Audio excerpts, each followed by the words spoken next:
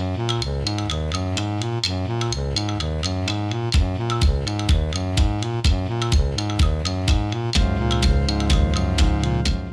everyone, welcome to Paint Jam London's pop-up art studio happening in my home. I'm Dalia Zermon, the founder of Paint Jam London and a London artist.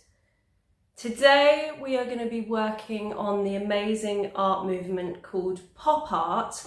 But before we begin, I'm just going to tell you a little bit about our ethos at Paint Jam London and the kind of mood and playfulness that I'd like you to take on during this workshop.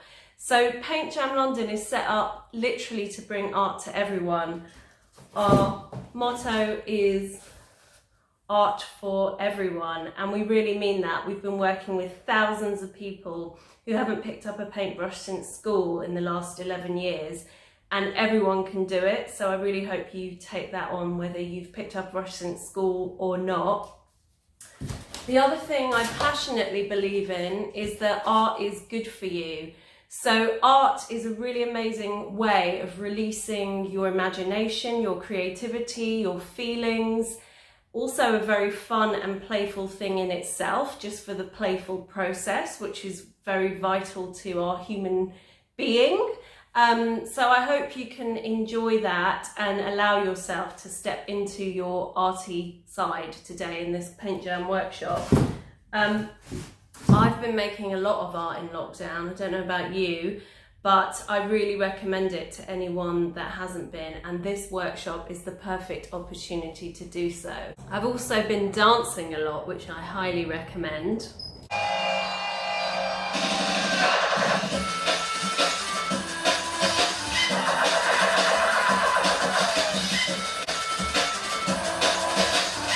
So as we're in lockdown and at home, every single exercise that we're doing today will be based on a pop art piece by one of the great pop art artists, but will also be ones that have been inspired by home.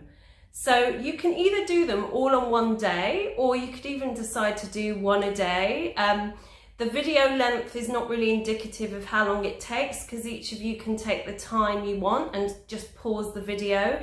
It's in two parts. Each exercise has a drawing element and a painting element. So if you are just here for the drawing and you don't have paints, then you can just fast forward to the next drawing exercise. Or if you want to stay for the painting section, then hang in there and stay with us for the drawing and then the painting. Like I say, if you would like to do one a day, or would like to have a blitz of a whole day or even a whole afternoon where you're doing a few different pieces in one, then go for it, or spread it out if you'd like to. All you need is some really simple drawing materials. So photocopy paper is fine. Obviously, beautiful cartridge paper and canvases are even better, but most of our exercises are going to be on paper. So what I'd suggest is that you get biro, pencil, thick black marker pens are great, though you can use a biro if you don't have a thick black marker pen, and some photocopy paper. And those of you that are painting with us can either pick up your Paint Jam art pack that you'll have bought from us, or still have time to buy from us, the link's at the end, or you may have your own paints, so just go and get your brushes and paints and join us in a moment.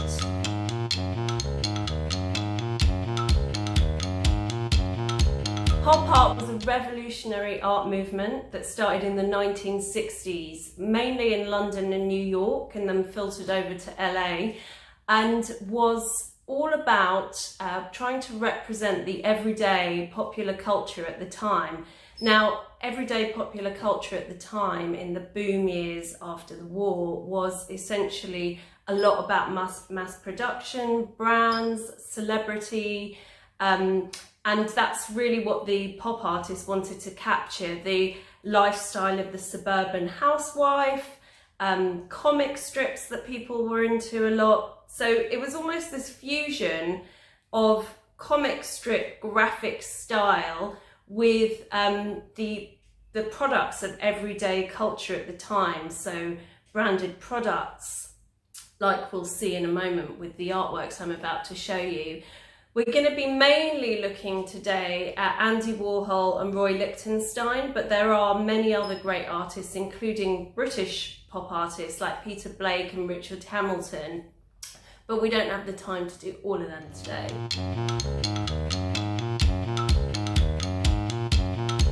I just want to look at the basic elements of making pop art, so the drawing and painting techniques used across the board in most pop art. So what we have is solid black lines that you can see as the drawing outline for every pop art artwork. Next we can see the Bende Dots that particularly Roy Lichtenstein uses, which are generic dots that actually replicate the printing process, because when Roy Lichtenstein would look at comics, he would see it was a pre-digital analog grain from the printing process, and he wanted to keep the authenticity of that in his artwork, so he actually included it by putting these Bende dots, which look pretty cool and also allow you to shade, which we'll go into later. The next thing we're going to look at is the solid colours. So they are solid primary colours generally, or also some vibrant secondary colours like pinks and greens. But mainly, particularly in Roy Lichtenstein, you see the primary red, primary yellow and primary blues. And when we say solid colour, what we mean is that they are spread evenly with no light and dark, no mixing of water, no additional colours within. They are solid and flat colours, so it's almost like colouring in, you'll see as you do your exercises today. So the next thing you have are these captions or speech bubbles, thought bubbles, depending on which artwork, where it's either a thought or a spoken communication, and that gives you a spot to express something. That's another thing we're going to be looking at the beginning, but then also at the end in our signage exercise that we'll be doing.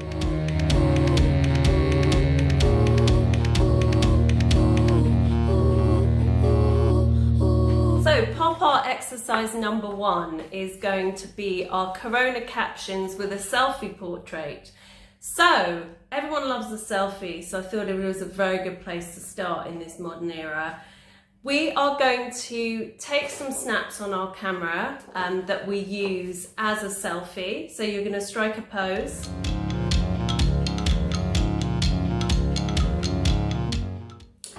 And then you are going to use your chosen selfie. Just do a headshot to keep it simple. So head and shoulders. And leave space for a caption to come out or a thought bubble. We're going to be creating something like this. The reason I started with a portrait is because it's a really good way of learning proportion.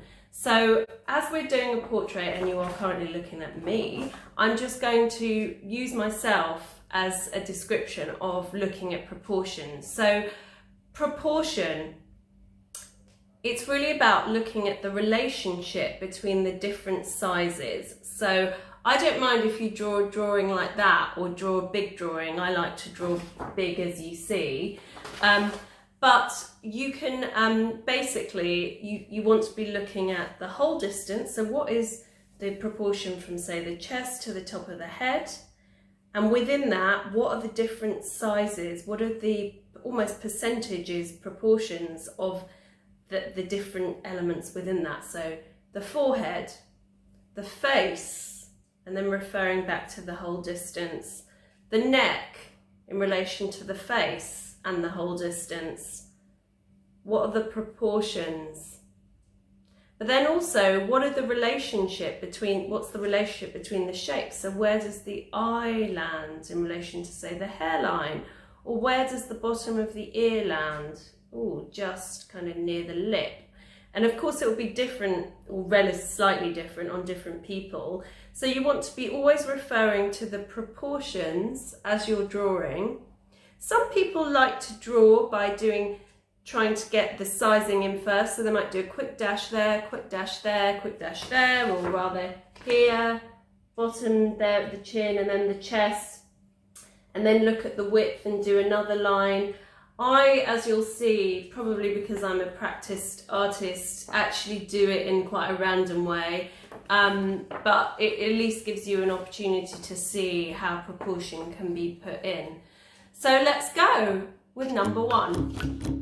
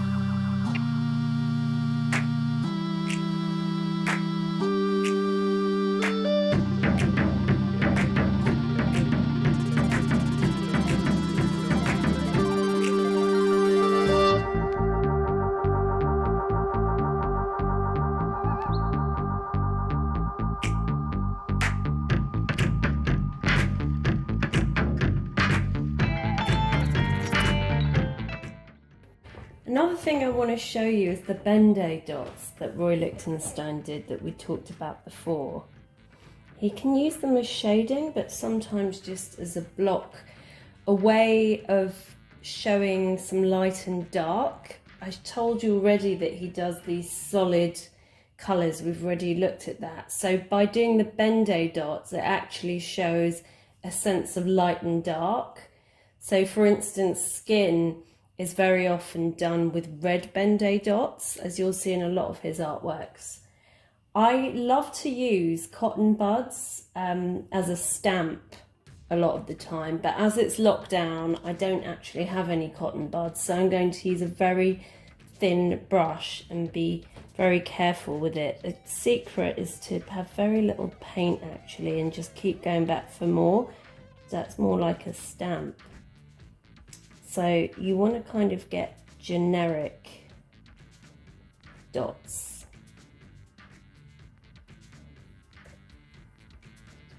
You can keep going back for more paint.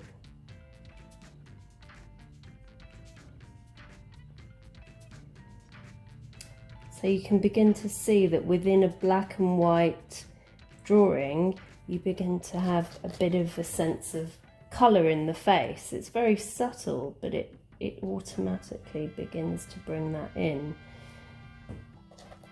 So I won't do it all over, but I am going to do it on the kind of cheekbone area on my piece.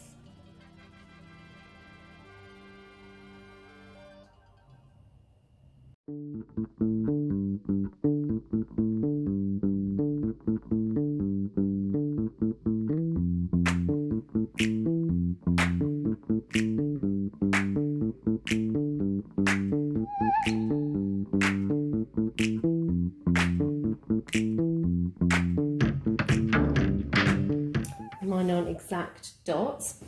It doesn't actually matter if yours aren't either. It's more to get the sense of it from a distance. You would still get the Bende Dot feel. I am going to do some slightly larger ones on the lips.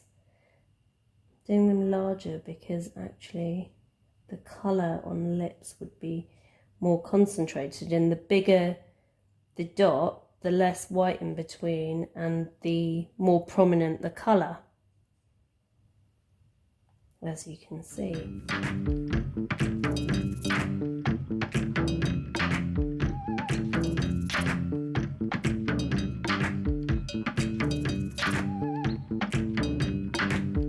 It's a really clever way of showing light and dark in a very simple way that Roy Lichtenstein came up with. And as we mentioned, it's originally from the printing process. It's what we would today call pixels in digital printing, but in pre-digital kind of analog printing of the 1960s, the grain that you would see in comics would be like this, and they were called Bende Dots after the guy who actually created the printers themselves. So I'm just going to quickly fill in the dress. Even though my dress is orange, I'm going to make it red so that it fits in with the primary colour palette of Roy Lichtenstein.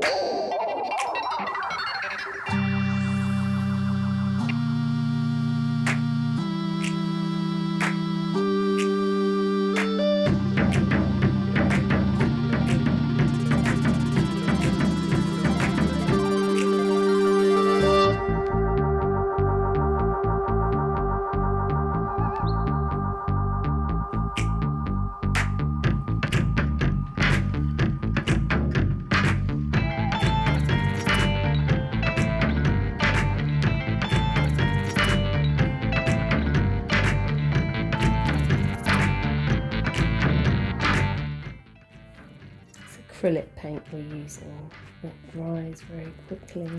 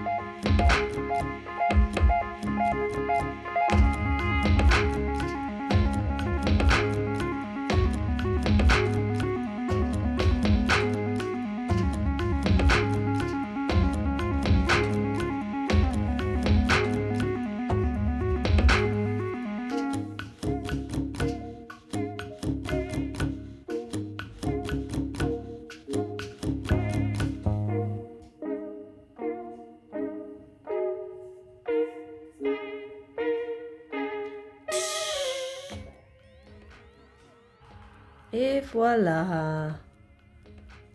Might not be that flattering, but it's pretty cool. Powerful looking woman, I like it.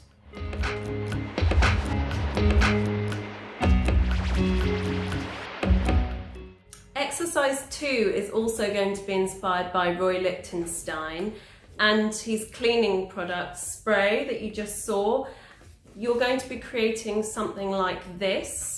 All I'd like you to do is employ the same techniques with the drawing, the thick black lines, the solid paint if you're painting with us. You can include some Bende Dots. I haven't in this one. I've chosen Fairy Liquid. Get my cleaning products and my hand wash, my Fairy Liquid. I better grab my marigolds.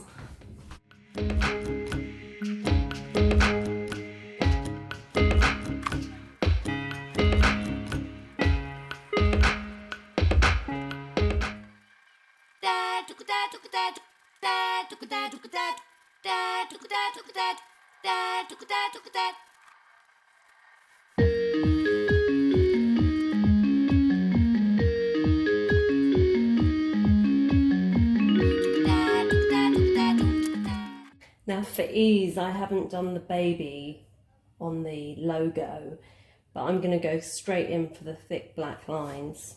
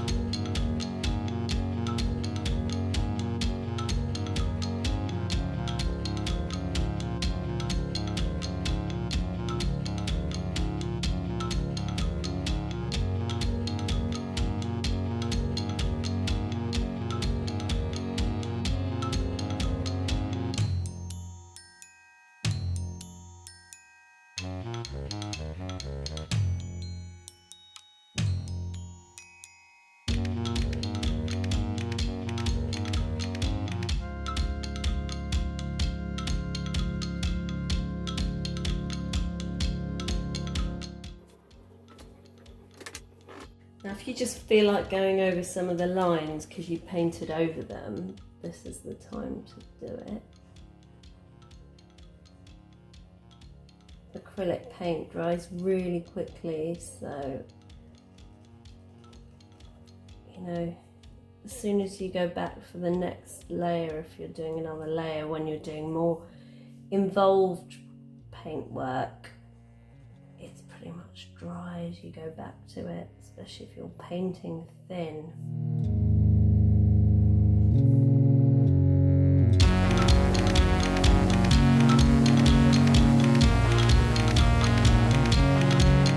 Be careful not to ruin the line if you go back, so try and do it very carefully.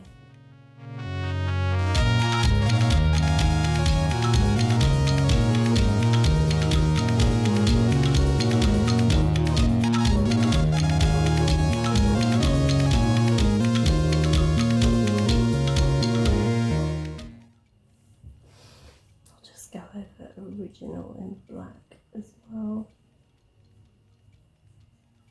which I didn't do before.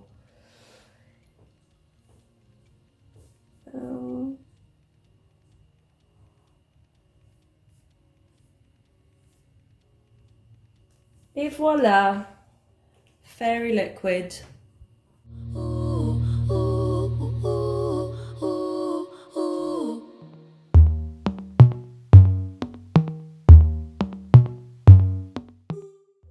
And exercise 3, inspired by Andy Warhol's famous soup can, with choosing our products from our home, our food and condiments, and I've chosen a ketchup. Again, you're using exactly the same drawing and painting techniques, or always fast forward to the next drawing exercise if you are not painting with us. There's always the opportunity, by the way, if you only have drawing materials today but would like to paint afterwards, to of course paint your drawings afterwards with paints that you can buy from us or from other art suppliers, of course, so that's a possibility too.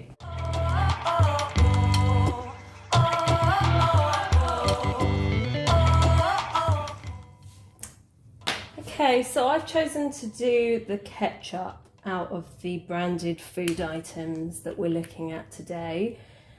And as you can see, I've already done a relatively proportioned drawing where you can see the different sections in proportions like we talked about. And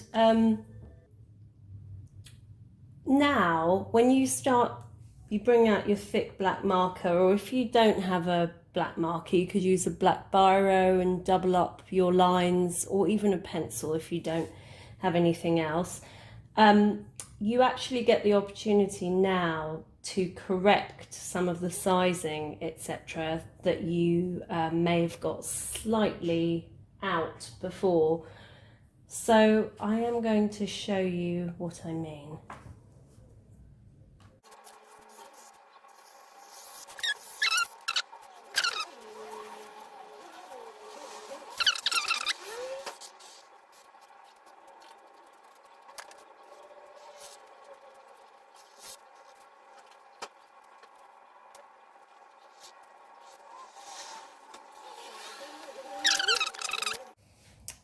Then if you are joining for the painting section, just get some red paint.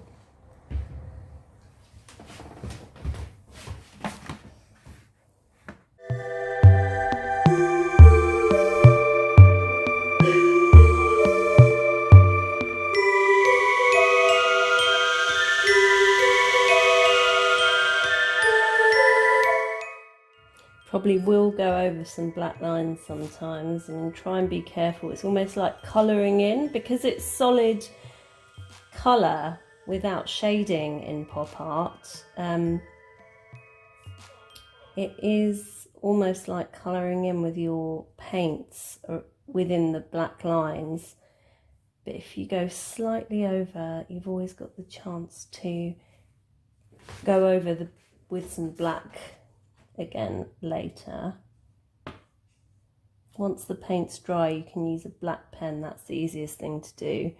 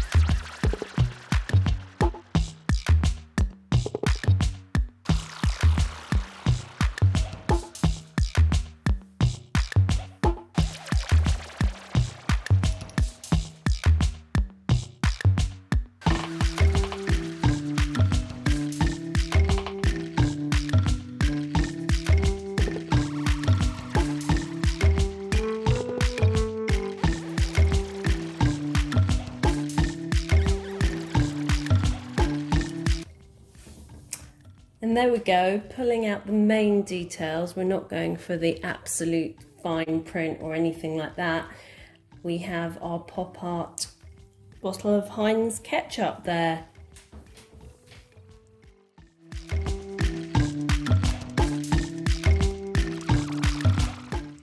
Surely it's lunchtime now.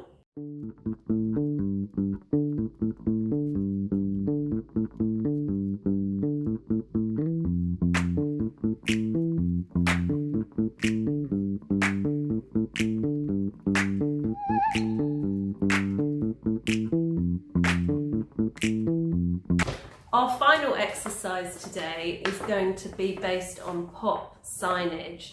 So all these kind of wham, bam, crash signs that you see in pop art, we're going to get you to do your own. But rather than, I mean, you could go for one of those kind of chaotic words, captions, you know, let's face it, it has been a bit of a chaotic time.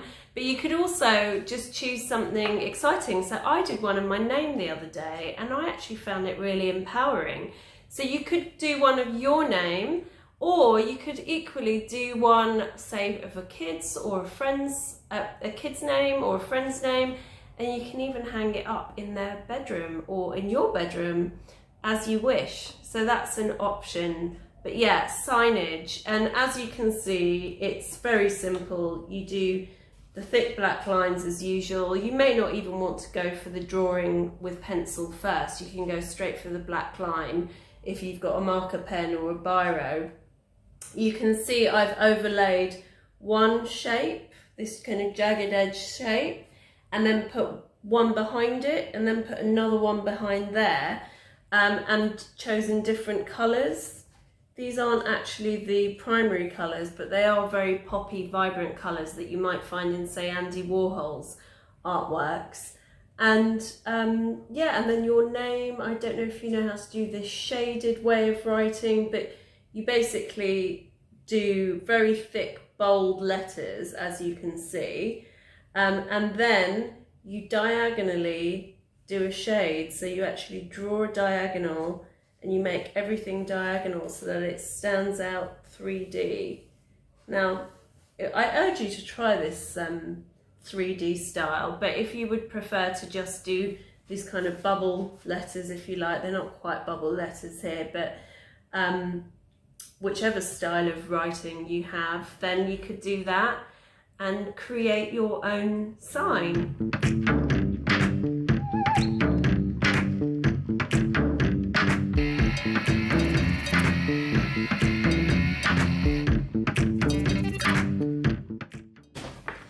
Well, I hope you enjoyed that. Thank you for coming. That was pop art with me, Dalia Zermon, founder of Paint Jam London. If you'd like to try any of our other workshops, we'd love to see you. We do an amazing monthly immersive event called Paint Jam Night in normal non-lockdown times. We also do a series of Zoom workshops and video tutorials. We do lots of team building and away days and corporate parties, as well as hen parties, and our monthly event that is for everyone, community events, etc. as well. So do get in touch, the details will follow. It's www.paintjamlondon.co.uk. Thank you for coming.